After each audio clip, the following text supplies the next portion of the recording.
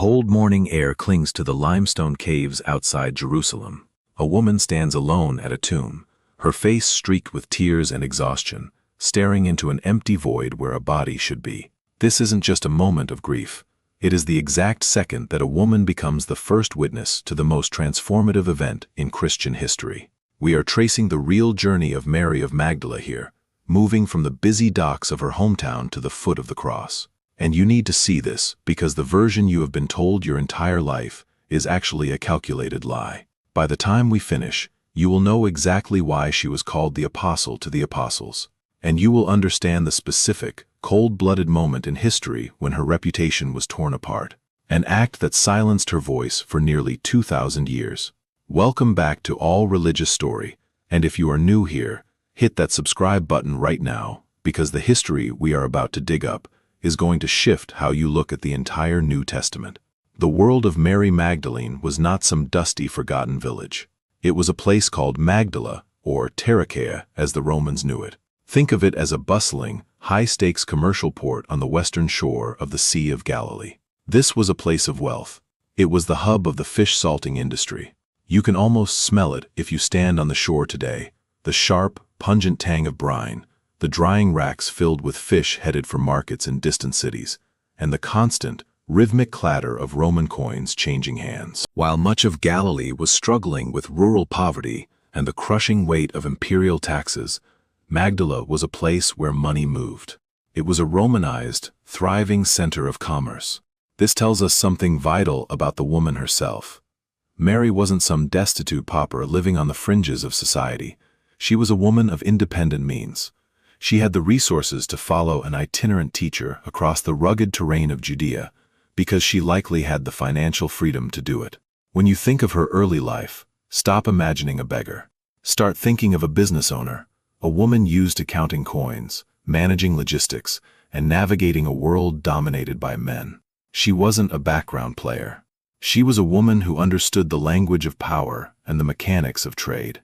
But even with all that silver in the harbor, and all that salt on the docks, something was wrong. The gospel accounts tell us she was troubled by 7 demons. Now, don't let the ancient language throw you.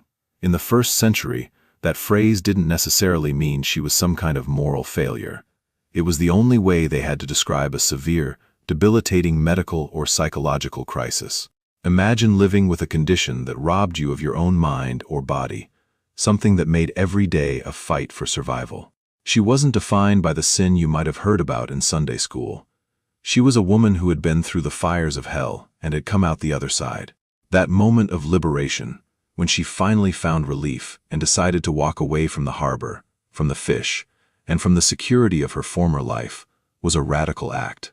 She walked away from everything she knew to follow a teacher who challenged everything the world had built. If you find this breakdown of the real historical Mary more fascinating than the myths we have been fed, go ahead and hit the like button and make sure you are subscribed so we can keep uncovering these truths together. This leads us to one of the most misunderstood parts of the entire narrative. We often hear about the 12 male disciples, but we forget the financial engine that kept that ministry moving. The text is very clear. Women like Mary, Joanna, and Susanna didn't just follow.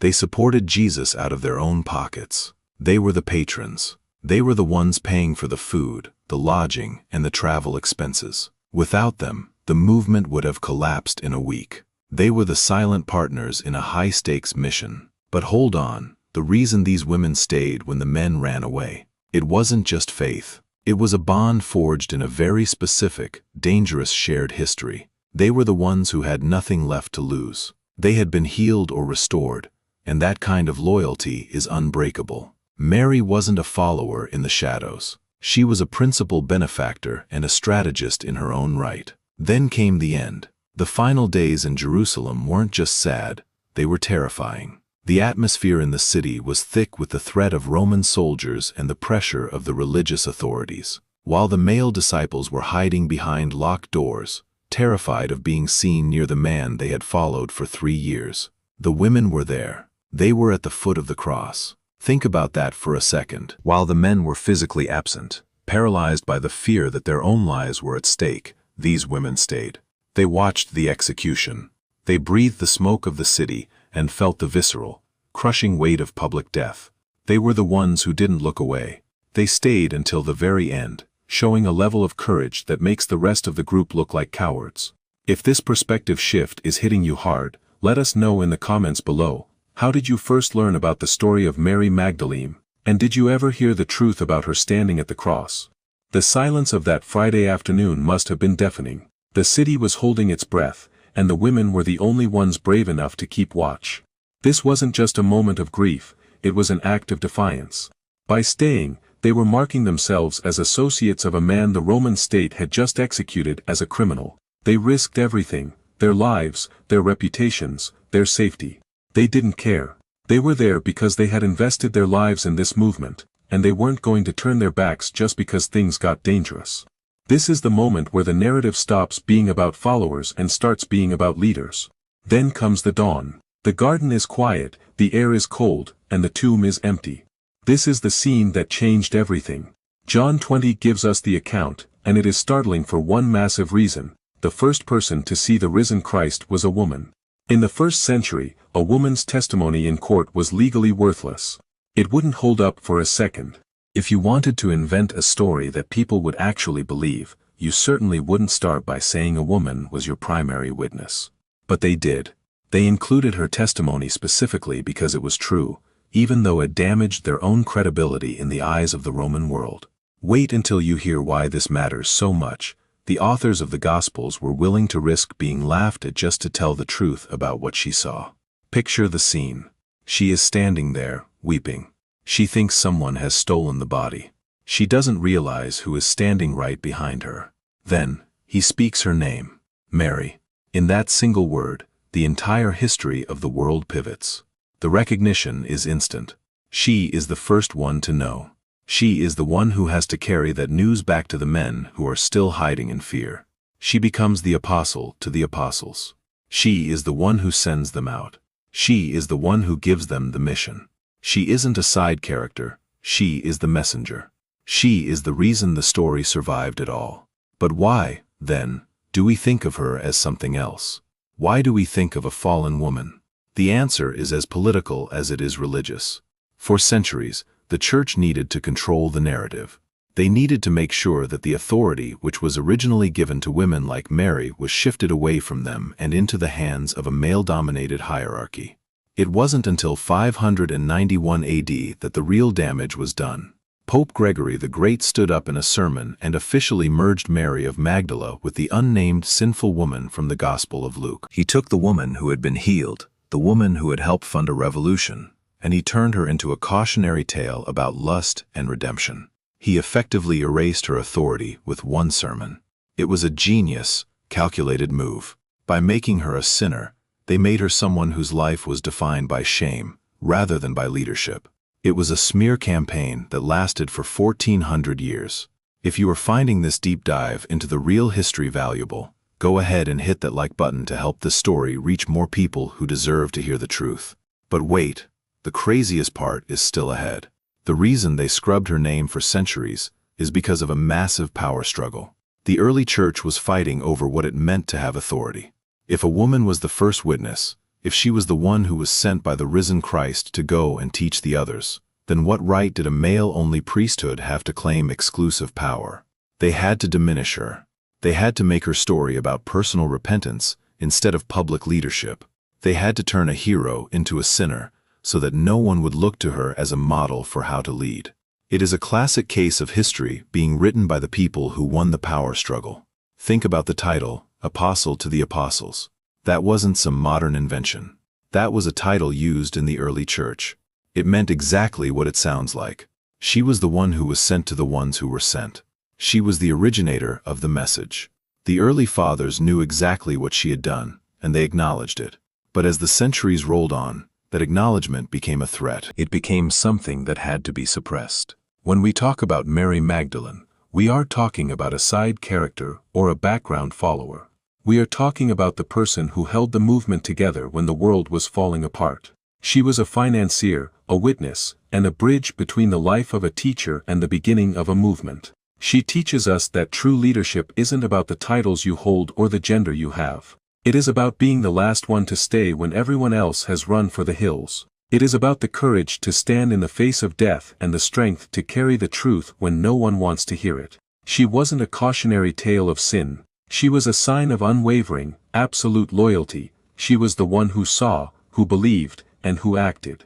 Without her, there is no message. Without her, there is no witness. And yet, for most of 2,000 years, we haven't been allowed to see her for who she actually was. We have been looking at a caricature, a shadow of the real woman who walked the dusty roads of Galilee. The sun rises over the ruins of Magdala today, casting long shadows across the stones. It is quiet now. The fish market is gone, the Roman coins are buried under layers of dirt, and the city is just a memory. But the woman who stood in the dark at the tomb is finally stepping into the light. She was never the shadow, she was the flame that kept the fire of the movement burning when it should have gone out.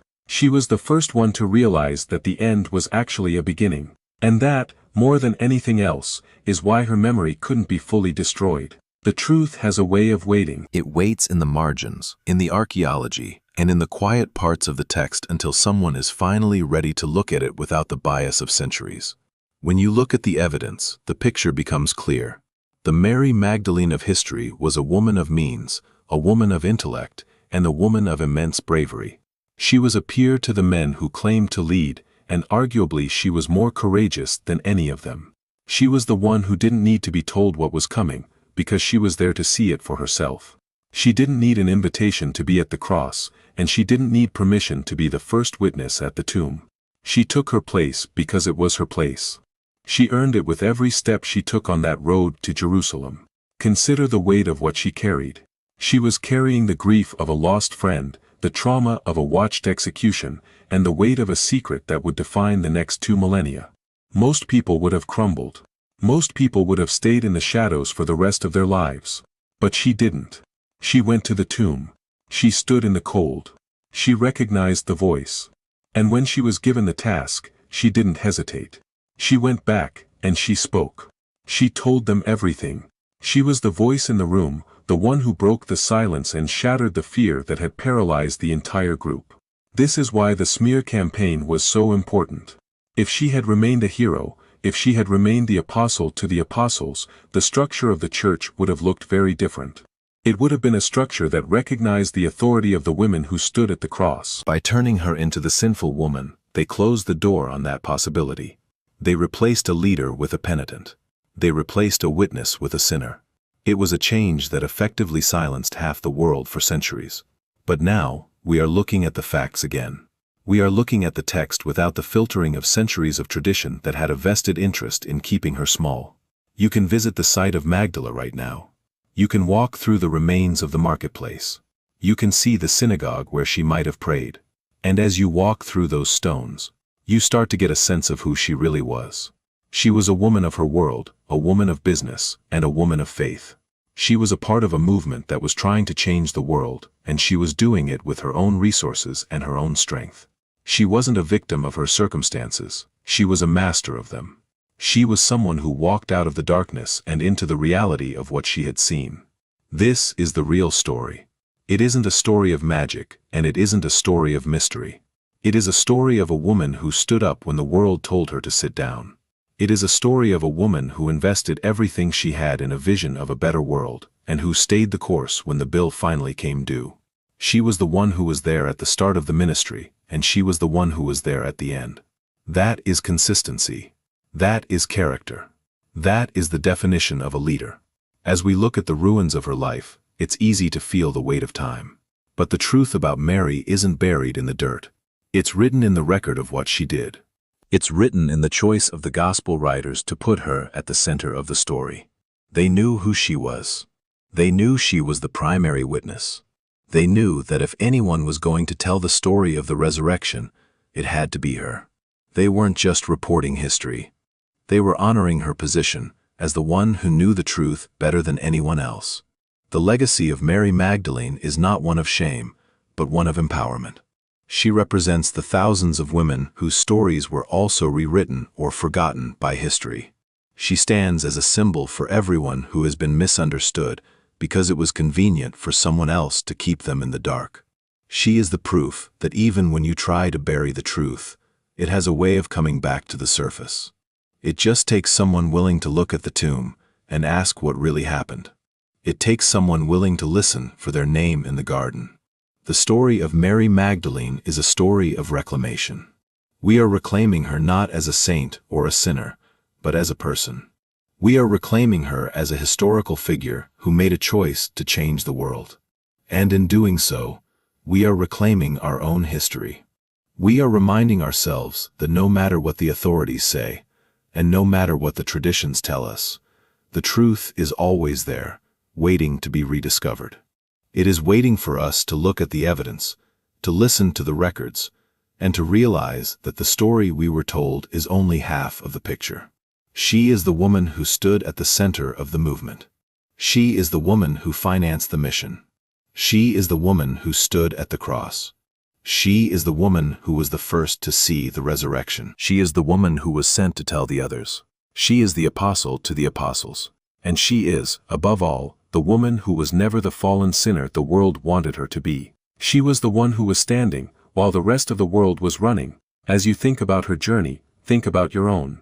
Think about the times you have been told who you are, or what your place is, and think about the times you have had to decide for yourself.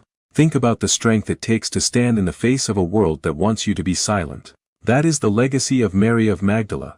It is a legacy that belongs to anyone who has ever had to stand their ground when everything else was falling away. It is a legacy that reminds us that, in the end, it isn't the titles that matter. It is the courage to stay. The silence of the tomb is gone. The mystery of the garden is resolved. All that is left is the story of a woman who saw, who believed, and who acted. And in that story, we find the truth about the most important, and the most misunderstood, person in the early Christian movement. She was the flame. She was the one who kept it burning. And as long as we keep telling her story, she will never be forgotten again. The sun has risen, the shadows have faded, and the woman from Magdala is finally, after all these centuries, standing in the light where she has always belonged. When we consider the historical context of her life, we have to recognize that the society she lived in was built on rigid hierarchies. You were defined by your family, your wealth, and your role in the community. For a woman to step out of that defined role and take on a leadership position in a public movement was an act of profound social defiance. She was breaking the rules of the society she lived in every single day. She was funding a movement that challenged the very power structures that kept her in her place. That is not the life of a passive follower. That is the life of a revolutionary. The Seven Demons narrative is the most effective tool they had, because it suggested that her life was controlled by forces beyond her own agency. But if you look at the reality of how she lived, it is clear that she was a woman of extreme agency. She was in control of her finances, her location, and her allegiance. She was a woman who made choices, and she stood by those choices even when it cost her everything she had. That is the opposite of a person who is possessed or controlled. That is a person who is taking charge of her future. The transition from the commercial center of Magdala to the dusty roads of Judea shows us exactly what she valued.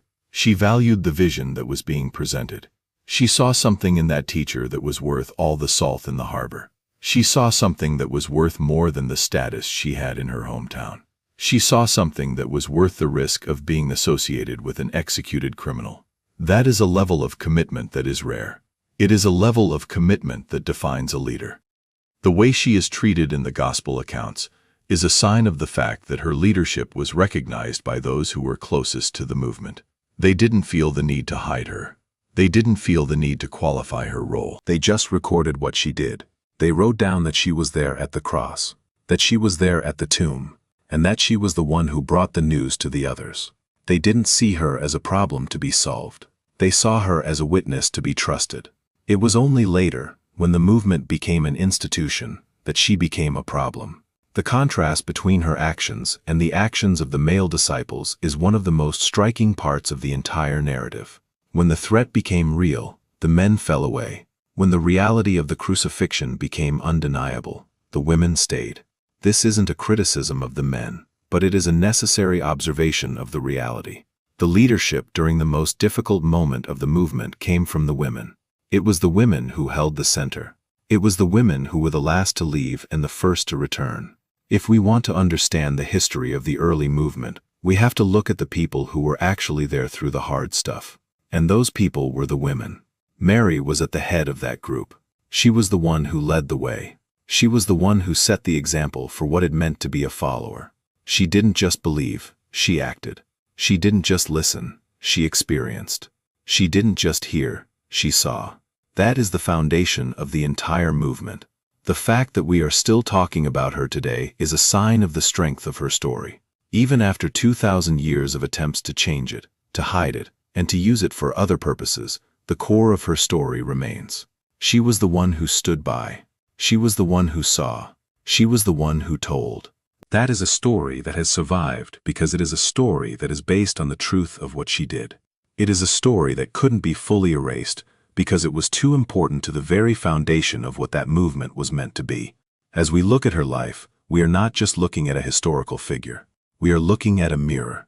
We are looking at a reflection of what it means to be committed to a vision, and what it means to be willing to pay the price for that commitment. We are looking at a woman who lived her life on her own terms, and who left a mark on history that couldn't be washed away, even by the most powerful institutions in the world. We are looking at a leader. The name Mary of Magdala will always be associated with the story of the resurrection, and that is as it should be. She was the one who was there. She was the one who saw. She was the one who knew. That is the role that defined her life, and that is the role that has secured her place in history. She wasn't an accessory to the story, she was the heart of it. And as we continue to uncover the truth, we find that the heart of the story was much stronger, much braver, and much more important than we were ever told. The journey from the harbor of Magdala to the tomb of Jerusalem was a long one, not just in distance, but in spirit. It was a journey of transformation. It was a journey of letting go of the old and embracing the new. It was a journey of finding a purpose that was bigger than herself. And it was a journey that ended in a way that changed the world forever. She was the one who began the journey, and she was the one who arrived at the destination. She was the traveler, the witness, and the bringer of news.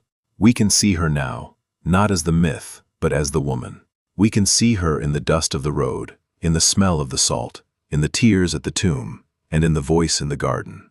We can see her as she was, and we can recognize her for who she was. We can see the leader, the financier, the witness, and the friend. We can see the woman who was never the sinner, but always the hero. And in seeing her, we see a little bit more of our own potential for courage, for commitment, and for truth. The history of the world is often told through the eyes of those who held the power. But sometimes, if you look closely enough, you can see the people who were actually shaping the events. You can see the people who were doing the work, who were taking the risks, and who were standing for the truth. Mary Magdalene was one of those people. She was the one who was there when it mattered. And as long as we look at the evidence, as long as we listen to the story, we will always know that she was the one who led the way. As we conclude this look into the life of the woman history tried to hide, remember the image of her standing in the garden. That is the image of the truth. It is the image of a person who has seen something that has changed their life forever. It is the image of a person who is ready to tell the world what they have seen, no matter the consequences. It is the image of a leader, and it is an image that we can all learn from. The story of Mary Magdalene is not finished. It is a story that is still being written as we continue to learn more about the world she lived in, the movement she led, and the legacy she left behind. It is a story that will continue to challenge us, to inspire us, and to force us to look at the truth of our own lives. And that, in the end, is the most important thing of all. She was the woman who stood at the center, and she is the woman who will continue to stand at the center as long as there is someone willing to listen to the truth. The morning light is hitting the ruins of Magdala, and as the day begins, it feels like we are finally seeing the real picture. We aren't looking at a myth created by a sermon in the 6th century. We are looking at a woman who lived, who loved, who suffered, and who triumphed. We are looking at a person who was real, and whose story has the power to change how we see our own world. She was the woman who was never the shadow, but the flame. She was the one who kept the fire burning, and that flame is still burning today. It is time to let the legend go and embrace the woman. It is time to stop looking at the caricature and start looking at the individual. It is time to stop believing the smear and start believing the witness. Mary of Magdala deserves to be known for who she was, not for who she was forced to be by the politics of the past. She deserves to be remembered as the leader, the financier, the witness, and the hero. She deserves to have her voice heard, because it is a voice that has been speaking to us for 2,000 years, if only we were willing to listen. The history of the faith is not a simple one, and it is certainly not a clean one. It is a history that is full of struggle, full of conflict, and full of attempts to control the narrative. But through it all, the story of Mary Magdalene has persisted. It has survived the attempts to erase it, the attempts to distort it, and the attempts to silence it. It has survived because it is a story that is rooted in something that is stronger than any institution. The truth of a human life, lived with courage, and the reality of a witness that could not be denied. As we end this, take a moment to consider the power of one person's commitment. Consider how one person's willingness to stay, to witness, and to tell the truth can change everything. Consider how Mary of Magdala changed the course of history, not by force, but by the simple act of being present. That is a lesson that we can carry with us into our own lives. That is a lesson that we can use to face our own challenges and to find our own way. The sun has fully risen now over the harbor of Magdala, and the stones are warm to the touch. The story is told, the history is clear, and the woman is finally, after all these centuries, standing in the light. She was the one who was there, she was the one who saw, and she was the one who told. And that is all that matters. The legend has been replaced by the life, and the shadow has been replaced by the flame. And as long as we keep looking at the truth, we will always know who she was. She was Mary of Magdala. She was the apostle to the apostles. She was the financier of the movement. She was the witness at the cross. She was the one who stayed. She was the one who saw. She was the one who told. And that is a legacy that will never be forgotten. It is a legacy that belongs to her, and it is a legacy that belongs to all of us. It is a legacy of truth, of courage, and of life. And it is a legacy that will continue to shine as long as we are willing to look at the light. The world is full of myths, but it is also full of truths that are waiting to be uncovered. The life of Mary Magdalene is one of those truths. It is a truth that has been waiting for 2,000 years to be fully told, and it is a truth that is finally finding its way into the light. It is a truth that belongs to the woman who stood at the tomb, and it is a truth that belongs to all of us who are willing to listen. And that is how it should be. The story is complete. We have looked at the world of Magdala, the healing, the patronage, the cross, the resurrection, and the smear campaign. We have seen the real woman behind the myth. We have seen the strength, the courage, and the leadership. We have seen the person who was there at the start, who was there at the end, and who was there to bring the news. We have seen the woman who was never the sinner, but always the hero. And we have seen the woman who was finally, after all these centuries, standing in the light. The voice of the past is not a distant one. It is a voice that is right here, waiting for us to pay attention. It is a voice that tells us that we are capable of more than we know, and that we are stronger than we think. It is a voice that reminds us that the truth is always worth fighting for, even when the fight takes 2,000 years. It is the voice of Mary of Magdala, and it is a voice that we would do well to listen to, today and every day. The silence has been broken. The fear has been replaced by the truth.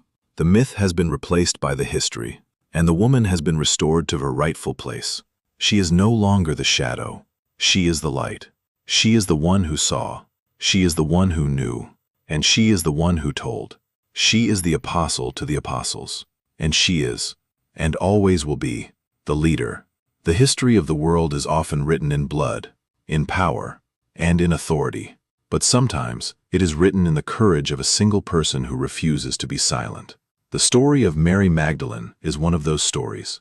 It is a story that has been whispered for centuries, and it is finally being told in the full light of day. And that, in the end, is the only story that matters. It is our story, and it is the story of the woman who stood at the center of it all. The journey continues, as it always does. But as we move forward, we do so with a different understanding. We move forward with the knowledge that the past is not what we were told, but what we have discovered. We move forward with the strength of the truth that we have uncovered. And we move forward with the inspiration of the woman who showed us what it means to be a leader. We move forward with Mary of Magdala. The sun continues to shine, the world continues to turn, and the truth continues to be the most powerful thing we have. And as we continue to walk our own path, we can do so with the knowledge that we are not alone. We are walking in the footsteps of those who came before us, and we are walking in the light of those who showed us the way. We are walking with the apostle to the apostles. This is the end of the story, but it is also the beginning. It is the beginning of a new way of looking at the past, and a new way of looking at ourselves. It is the beginning of a new chapter in the history of the faith, and a new chapter in the history of the world. It is the beginning of a new era of truth, and it is the beginning of a new legacy for the woman who was never the sinner, but always the hero. The story of Mary Magdalene is a story that will live on. It is a story that will continue to challenge, to inspire, and to change. It is a story that will continue to be told until everyone knows the truth about the woman who stood at the center of it all. And that is the only way it should be. The truth has been told, the record has been set straight, and the woman is finally, at last, standing in the light. The work is done. The myth is gone. The truth is here. And as we close this chapter, we can be confident in the knowledge that we have done the work that was needed to be done. We have looked at the evidence, we have heard the story, and we have recognized the truth. And that is a victory that belongs to all of us. It is a victory for the woman, for the history, and for the truth.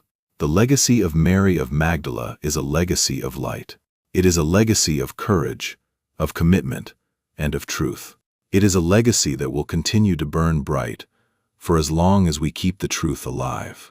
It is a legacy that we can all be proud of, and it is a legacy that we can all learn from. And that is the most important thing of all. She was the one who saw, she was the one who knew, and she is the one who will be remembered. The path is clear, the truth is found, the woman is standing in the light, and we are here to witness it. We are here to celebrate it.